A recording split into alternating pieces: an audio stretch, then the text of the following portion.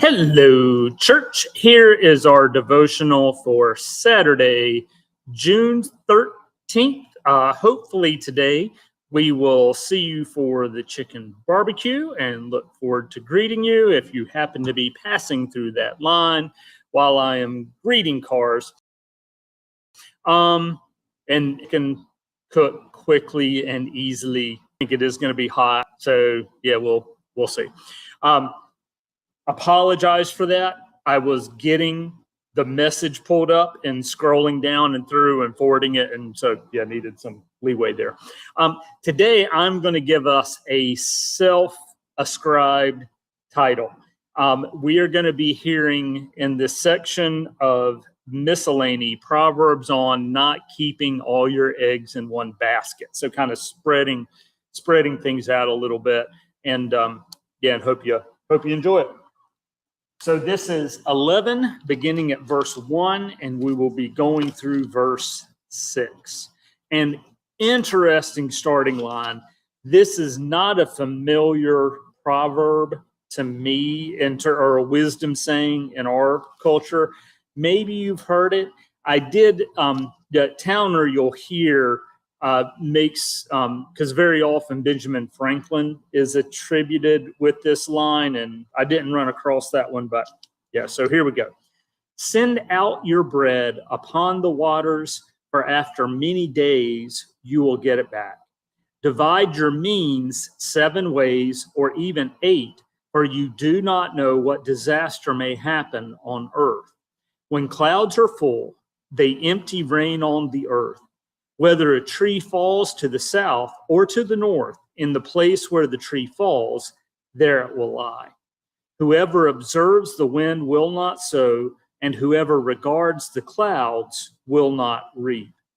Just as you do not know how the breath comes to the bones in the mother's womb, so you do not know the work of God who makes everything.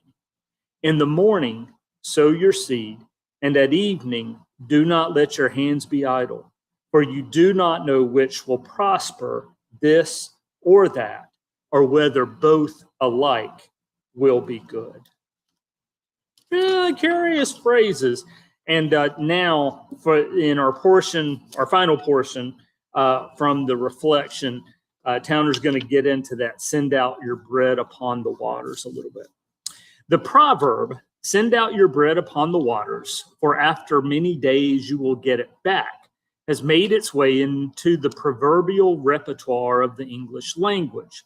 No doubt there are people out there who think Benjamin Franklin first said it, but they are wrong. The credit goes to the teacher, or Kohelet. Although writers and preachers generally recognize that it is a call to providential behavior or disinterested benevolence, often it is used in an ironic sense. In his story, The Man Higher Up, for example, O. Henry renders for us a delightful card sharp who, prior to a big gambling evening, bought every deck of cards in a small town and marked every card in every deck before he returned them to the shops for half credit and for subsequent purchase by other gamblers. That caper cost him $75. But then, as he says, trade and commerce had their innings, and the bread I had cast upon the waters began to come back in the form of cottage pudding with wine sauce. An even more dramatic use of the maxim, bread upon the waters, to describe corruption is employed by Somerset Maugham in his story, The Fall of Edward Barnard. Herein, he speaks of the philanthropist who, with altruistic motives, builds model dwellings for the poor and finds he has made a lucrative investment.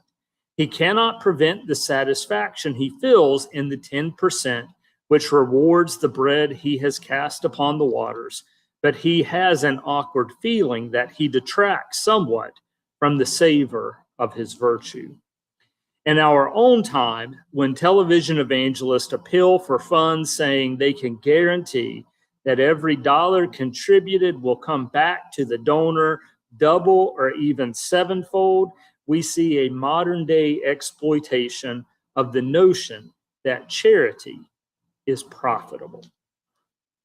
Interesting challenge from Towner on that one.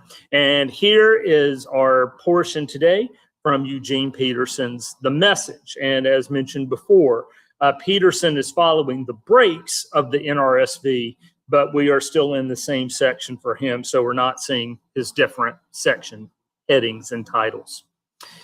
Be generous. Invest in acts of charity. Charity yields high returns. Don't hoard your goods, spread them around, be a blessing to others. This could be your last night. When the clouds are full of water, it rains. When the wind blows down a tree, it lies where it falls.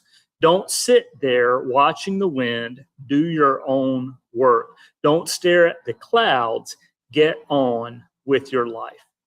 Just as you'll never understand the mystery of life forming in a pregnant woman, so you'll never understand the mystery at work in all that God does.